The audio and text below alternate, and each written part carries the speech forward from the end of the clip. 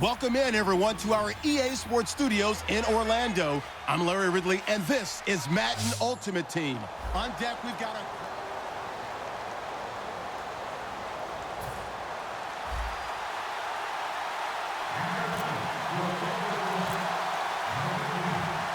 Caleb Sturgis now to do the honors and get us started. And here we go. We're underway in Madden Ultimate Team. Fielded about a yard deep.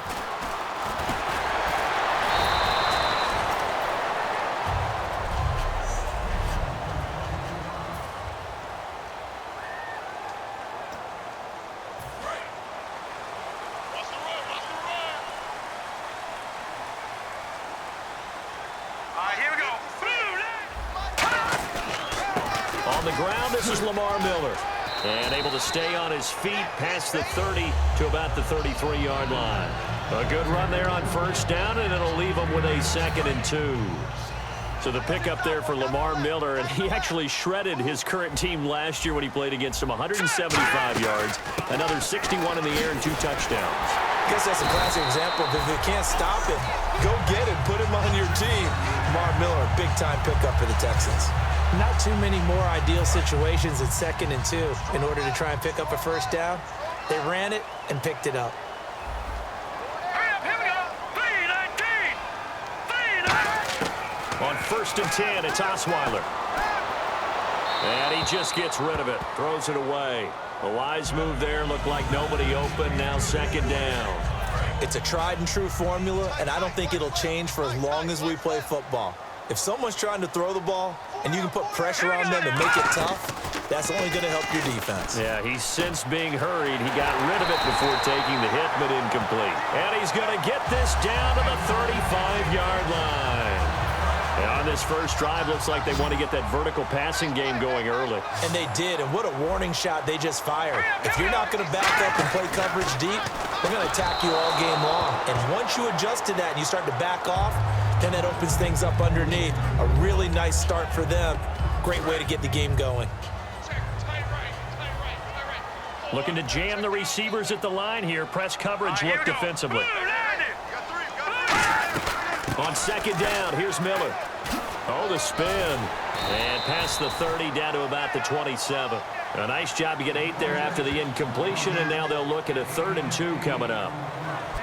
With Charles Davis, I'm Brandon Gaudin, and it's Texans football as we get going in quarter number 2. And they're driving, but they come up on a 3rd and short here. All right, here we go. They'll try to run for it with Miller. And he's going to get the first down as they bring him down at the 23. Give him 3 yards and a fresh set of downs. I don't know about you, but that almost felt like old-time football there. 3rd and 2 is not necessarily just a running down anymore. A lot of times they want to throw the ball. They went back to the roots and powered forward and got the first down. They'll throw on first down with Osweiler setting up the screen for Miller. It'll be a pickup of only a yard, and it'll make it 2nd down. And they're getting him involved early. You feel like they saw something on tape, or they just have a sense with him because he's had a good week of practice or something in that area that they want him involved, just as you said. They want him to touch it either in the running game or the passing game, but they must like the matchups they're getting. And on this one, he'll get to the 15, right at the 15-yard line. But that's what you're looking for when you're wanting to throw the ball downfield. You want one of those guys who can play out on the perimeter, can play out wide, who can not only get open, but when they're covered, can uncover themselves downfield and create catches. Here's Osweiler to throw, and finding Fedorowicz. And he's in. Touchdown, Houston. C.J. Fedorowicz, a 15-yard touchdown grab. And the Texans take it all the way down the field and score on the opening drive. And he's able to put it through. Now it's Novak on. He'll send this one away following the touchdown. This is fielded at the goal line. And he'll take it up past the 25 to the 26-yard line.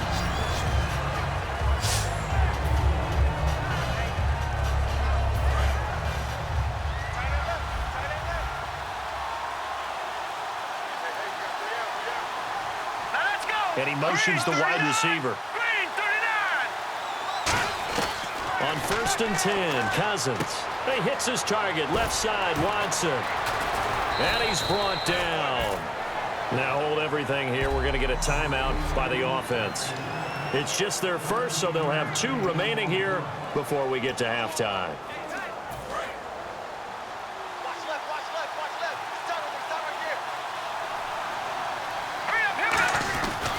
Now a first carry for Giovanni Bernard. And he'll take this up over the 40 to about the 41. 2 yards on the carry there. It'll be 2nd down. And they're going to hurry back to the line now. Now a 2nd down throw for Cousins. Oh, he got position on him, and he pulls it in. It'll go as a gain of 12. And the Redskins are going to get a 1st down. Cousins now to throw on 1st down. And it pops free. The collision there jarred the ball loose and brings up 2nd down. Now whistles come in. We're going to get a timeout here by the offense. So that means they're down to 1 remaining here as we head toward halftime. A 2nd down throw for Cousins. Going for the deep ball. That'll be incomplete with 9 seconds now showing on the clock. Tremendous coverage there. Just did not catch the football, complete the interception. But what do they say all the time? If he had really good hands, he'd be playing offense. So a 2nd down incompletion now brings up 3rd down. On 3rd down, Cousins. And that'll be incomplete with just 6 seconds left on the clock. After watching him drop that slant, I can hear my old coach's voice ringing in my ears right now. You can't run with the ball until you catch it. Trying to get those rack yards before he secured it. The 3 straight incompletions, they don't care. That hasn't dissuaded them. They're going to go for it on 4th. 4th down, Cousins. It's caught, Kamar Aiken. So we have reached halftime with a touch. And hello, I guess Larry's halftime show was buttoned through. And we are moving on and ready to go for the 3rd quarter. And on the return, here comes Adam Jones. And not a bad return here. He gets it out to the 25-yard line. Out comes the Redskin offense now as they get set to begin another possession. They're down here, but very much in this game. What's the tonality of a coach's talk when a game is within striking distance like this at intermission? Typically, what they're doing is emphasizing the things that went well in the first half and wanting more of that. Sure, you've got to go over some of the errors and clean up some things because there's a reason you're down. But overall, I think they want to stay positive, stay up with this team. We're just starting the second half, and we've got the football. Let's go ahead and punch it in, and then we'll take it from there. See how that recipe works. Now Cousins. Coleman has it here right side. And he's brought down. And 15 yards there on the catch and run.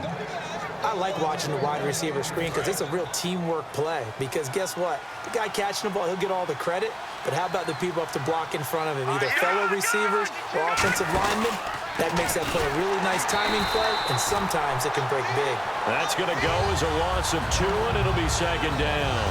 Brandon, that play typifies what we've seen from the offense all day long. They've had no success getting things going. I think for the offensive coordinator, he's got to go to that side of the play sheet that says, try something different. Try some specials, something they haven't seen all day to try and get this offense kick-started. Ben Watson was the intended target, and that takes us from 2nd to 3rd down. Looks like the defense in press coverage here. And when all else fails as a defender, when you're not there in the coverage, your best friend is exactly what we saw there. A big play shot taken by the offense. Unfortunately, it ended in a big drop. Underneath, this is Bernard. It's a gain of 5 on the play, and that'll bring up 4th down. So many times you hear today's NFL described as a space game. Get your best players into space with the football in their hands. That's why sometimes you just swing it out to your runner, get him out in the flat, and let him have a chance to make people miss an open field. Cousins to throw for it on 4th. Bringing it in, Jackson left side. Back now here on EA Sports. It's the Texans in control of the football and leading this game as well as we start the 4th.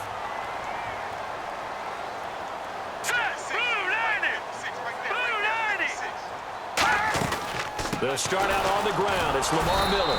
And now we're going to get a timeout called by the Redskin defense. It's just their first. They've got 2 more to use here in the final stages. They come out here in the eye. Again, it's Miller. And an alley to run. And he's brought down. The Redskins looking for another timeout, and they get it. That'll leave them with just 1 remaining in this 4th quarter of play. And a new set of downs here after picking up the first on the ground. Now let's go. Blue, landing. A handoff. Running left is Miller. And they go backwards here. Losing yardage back at the 48-yard line. And play is stopped here. Timeout. It's the defense calling the timeout here. It'll be their 3rd and final timeout, so as they talk things over, we'll step aside. Miller, the lone setback. And he'll get it up the middle. And he stopped immediately there. Nothing there, no gain, and now they're looking at a 3rd and 15. And this defense continues to give them fits. They just can't get really anything going on the ground, can they? I love the theme that you just brought up. This defense has been tough all game long against the run. We just saw another example of it there. Oh, the ball comes out on the hit, but they'll say it's incomplete. A pretty good coverage there, and both of these defenses, they've had good coverage throughout this one. No doubt about it, and in today's NFL, where we're used to a bit more scoring, this feels almost like a well-pitched game in baseball on both sides where the tension continues to build. Who's going to make the big play? And this punt sails over the sideline. And the spot, it looks to be right at the 25-yard line. The Redskins offense now, they head back onto the field. They're down here in a 1-score game. But the time, it's a factor, but it's not a huge factor right now, is it? It's really not, because this amount of time gives them a chance to run their offense, to go through play sequences. And this is what they work on every week in practice, usually on a Friday. They go over this type of a situation, late game situation. What are we going to do when we have the opportunity? They've called these plays a bunch of times. Now's their chance to execute them. They have the opportunity now. Here's the execution. Back to throw. He drops it off for Bernard. And able to get this one across the 45 before he's brought down. It's a gain of 11 yards that time, and it produces a new set of downs. And now they're in the hurry-up.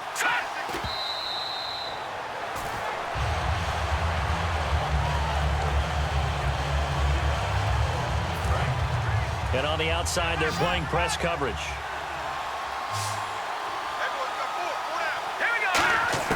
He's back to throw. He's going to let it fly. And both guys were there, but it falls incomplete. One thing I know from experience is that when the deep ball is thrown and you're the defender, you've got to fight that little bit of panic that emerges. You've got to play the ball really well. It's a 50-50 jump ball play. And guess what? They took a shot. How are you going to win it? That's caught inside the 20. And he'll be down deep in Houston territory.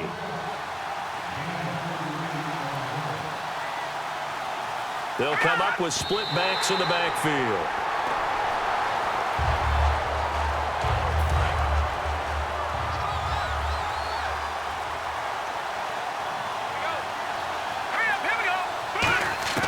One last shot now for Cousins. And he's in for the touchdown with the clock reading triple zeros.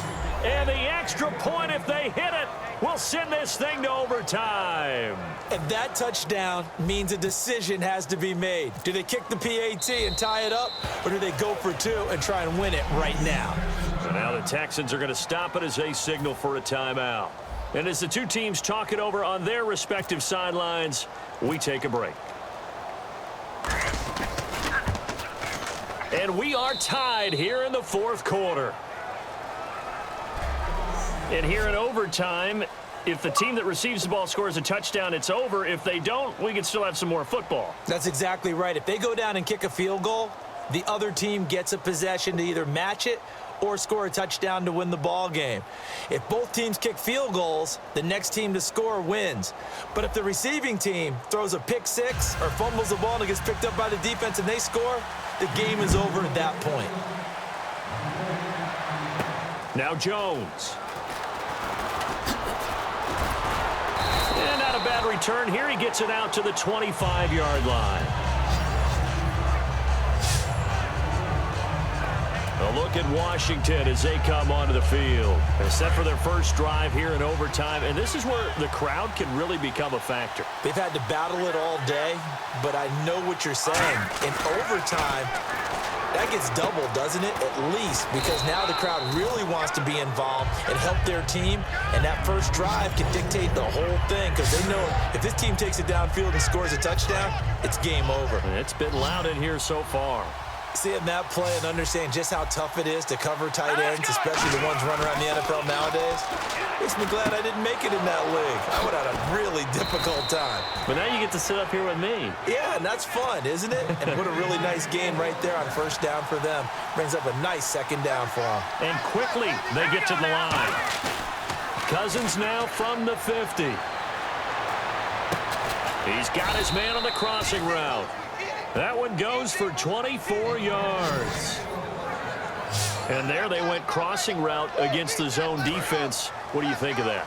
Takes real coordination between the passer and the receiver because you've got to read those zones and where the open spots are and be on the same page with the guy throwing the football.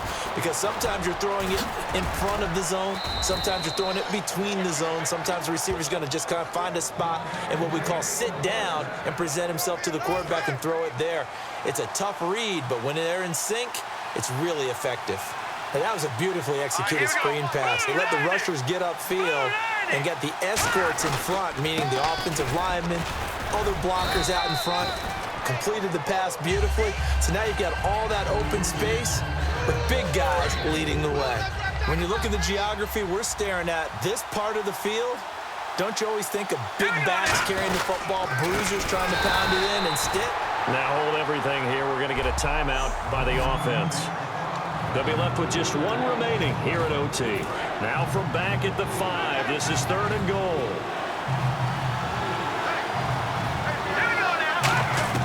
Third and goal for Cousins.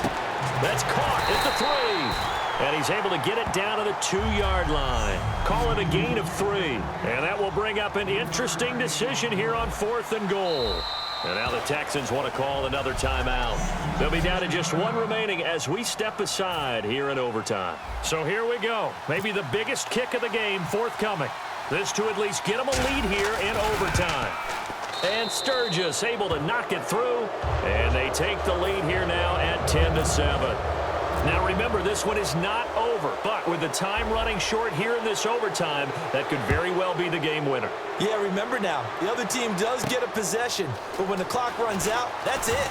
So that was a well-calculated drive to use up the majority of the clock and leave your opponent with little to no time.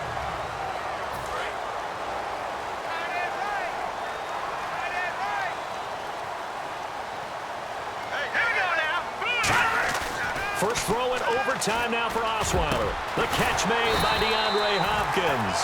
They'll get 17 yards there. And it'll give the Texans a first down. And that's one of his advantages of a passer, is it not? With his height, setting back there in the pocket, firing it over the middle, he can really see everything clearly. It is, and I know that other quarterbacks get it done different ways, all right? You don't have to be his height to make a great play. But what he does is he takes away having to make those slide steps in the pocket to find angles to throw the ball through it. He just throws right over the top of it because he can see everything, and sometimes that saves time and gets the ball to a receiver quicker. They isolate Hopkins on the left side. Osweiler. Caught left side Hopkins. They call it a gain of 19, and it moves the chains. Let's make this one simple. What a catch, especially the finishing part of getting his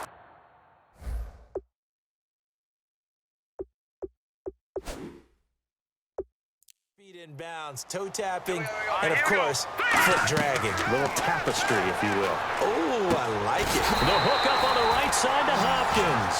A good gain of 14 there, and it moves the chains.